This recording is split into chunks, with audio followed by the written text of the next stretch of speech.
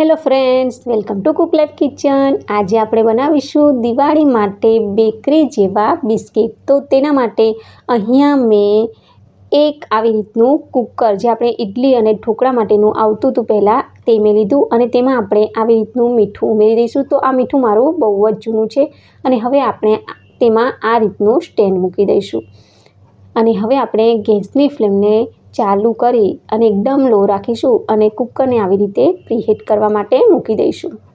અને હવે આપણે આ રીતનું એક બાઉલ લઈશું અને તેમાં 1 કપ જેટલો ઘઉંનો રોટલીનો લોટ, અડધા કપ જેટલો ચણાનો લોટ અને 1/3 કપ જેટલી આપણે દળેલી ખાંડ અને 1 ચમચી જેટલો ઇલાયચીનો પાવડર અને 1 ચપટી જેટલું મીઠું ઉમેરી દઈશું. અને હવે એકદમ સારી રીતે આ બધું આપણે મિક્સ કરી દઈશું. અને આ બધું મિક્સ થઈ જાય પછી આપણે તેમાં 2 ચમચી જેટલું ચોખ્ખું થીજેલું ઘી ઉમેરી દઈશું. તો અહીંયા તમારે પીગાળેલું ઘી નથી લેવાનું.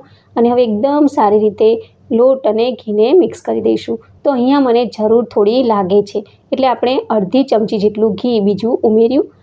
અને હવે આપણે સરસ મજાનો આ રીતનો લોટ બાંધીને તૈયાર કરી લીધો. અને હવે આમાંથી બિસ્કિટ બનાવાય તેવા મીડિયમ સાઇઝના આવી રીતે મોલ્ડમાં લોટ મૂકી અને લુવા કરી લઈશું. તો આ રીતે તમે મોલ્ડમાં મૂકશો એટલે એકદમ સરસ મજાના લુવા તૈયાર થશે. અને આ રીતે હાથથી તેને થપથપાવી અને ચોરસ એવો મેં તેને શેપ આપી દીધો. અને આ રીતે ચોરસ એવો આપણે શેપ આપી અને પછી આ રીતે ચપ્પાથી તેમાં ડિઝાઇન કરી દેવાની. તો આ સરસ મજાનું એક બિસ્કિટ આપણે તૈયાર કરી લીધું.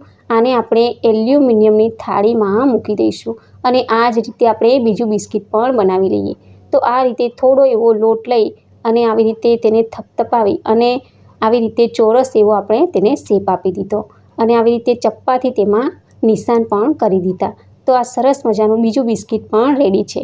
આ રીતે આપણે બધા બિસ્કિટ રેડી થઈ જાય પછી ઉપરથી આપણે આ રીતે પિસ્તાની કતરણ મૂકી દઈશું. તો આ બિસ્કિટ હવે તૈયાર છે અને આપણે જે કુકરને પ્રીહીટ કરવા માટે મૂકેલું તે પણ અત્યારે તૈયાર છે. તો આ રીતે થાળી તેમાં મૂકી અને ઢાંકી દઈશું અને તેના ઉપર આ રીતે પથ્થર મૂકી દઈશું એટલે 20 મિનિટમાં આ તૈયાર થઈ જશે. અને હવે 20 મિનિટ પછી આપણે જોઈ લઈએ તો તમે જુઓ કે કેટલા સરસ મજાના બેકરી જેવા બિસ્કિટ બનીને તૈયાર છે. આને આપણે ઠંડા કરી લઈશું. અને હવે આ દિવાળી માટેના બેકરી જેવા બિસ્કિટ બનીને તૈયાર છે. જોઈને જ ખાવાનું મન થઈ જાય છે ને.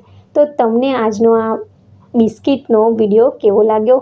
સારો લાગ્યો હોય તો વિડીયોને લાઇક કરજો, વધારેમાં વધારે વિડીયોને શેર કરજો અને મારા ચેનલને સબસ્ક્રાઈબ કરવાનું બિલકુલ ના ભૂલતા. Thanks for watching. Bye bye.